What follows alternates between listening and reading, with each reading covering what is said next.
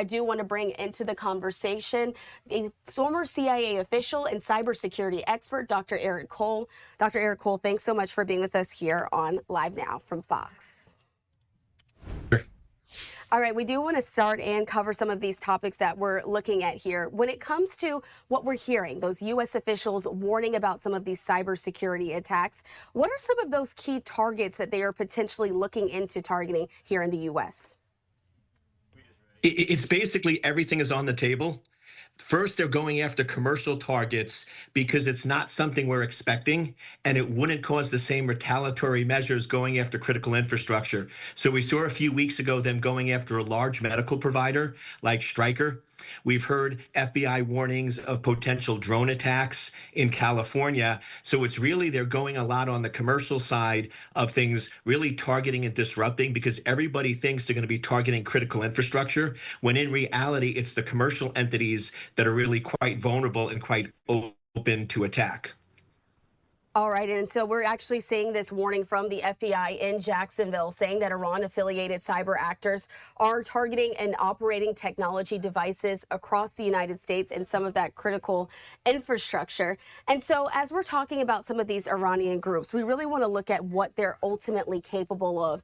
Dr. Cole, do you have any idea of how powerful Iran has been and some of these proxy groups have been in this fight on the cyber side? Yes, they are very, very advanced, and it's something we knew for a while, but there wasn't actually hard proof because they tend to operate in a very, very stealthy manner. But then recently, we've seen some active attacks that show their capability is real, because here's the reality. The United States is acting like this war is a one-dimensional war. It's all about kinetic warfare, and we've been focusing on bombing targets and military operations, which is important. But Iran has always been playing this as a multi-dimensional attack where they're using psyops. We've seen a lot of deepfake videos. Even the president on Air Force One said how concerned he is with how real these deepfake videos are to spread false information. And then the cyber warfare attack. And this is where words matter.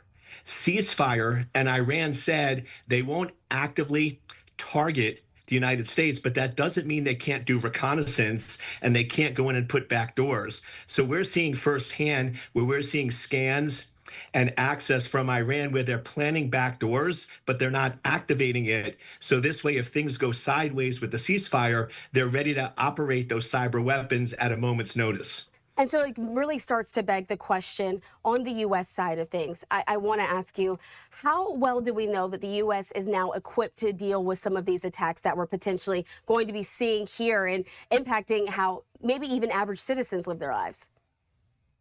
Yeah, the challenge is, if we were operating at full capacity, we are in pretty good hands to deal with these attacks. But have to remember, this shutdown of DHS, it's not just impacting TSA, it's also impacting CISA.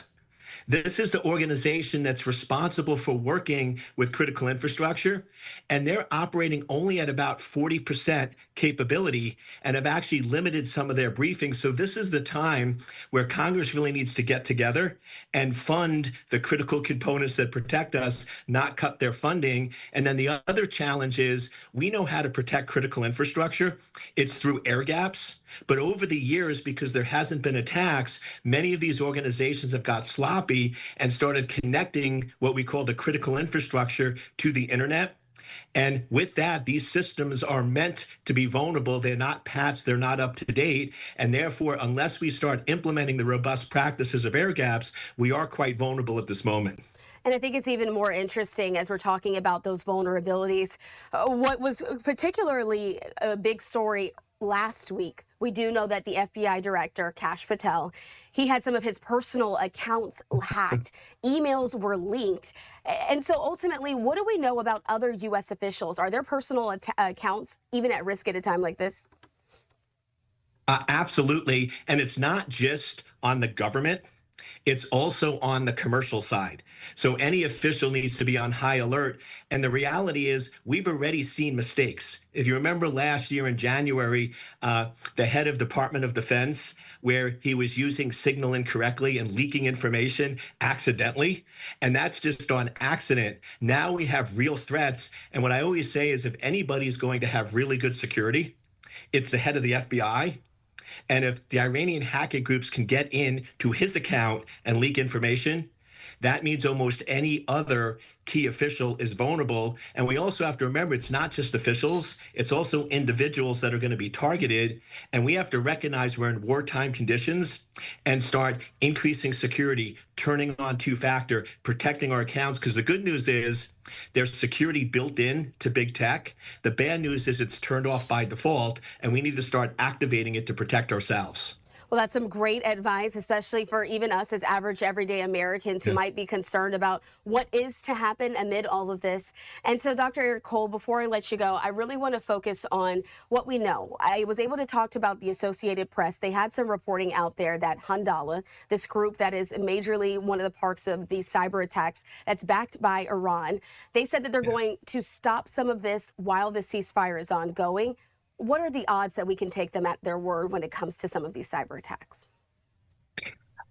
And once again, this is where words matter. If we're saying attacks, I'd say maybe 80% on face value, but I can guarantee that reconnaissance and preparing for attacks is 100% guarantee that's still ongoing. They are not stopping what they're doing. They're just planning backdoors and not activating it, but they are still activating targeting U.S. targets. All right. And so that's something, of course, that we'll continue to keep our eyes on here on Live Now from Fox. Dr. Eric Cole, former CIA official, joining us here on Live Now. Any final thoughts before I let you go? Just that we have to recognize as citizens that our financial information, our personal information is targeted. And one of the best things you can do is turn on account notification. Go in, and if somebody tries to transfer money, if you catch it within a few hours, you're protected. But most people only check their accounts weekly or monthly, and you have 24 hours to protect fraudulent activity. So turn on account notification and start protecting your critical assets. Something that we'll continue to keep you updated with here on Live Now from Fox. Dr. Eric Cole, thank you so much for your time. My pleasure.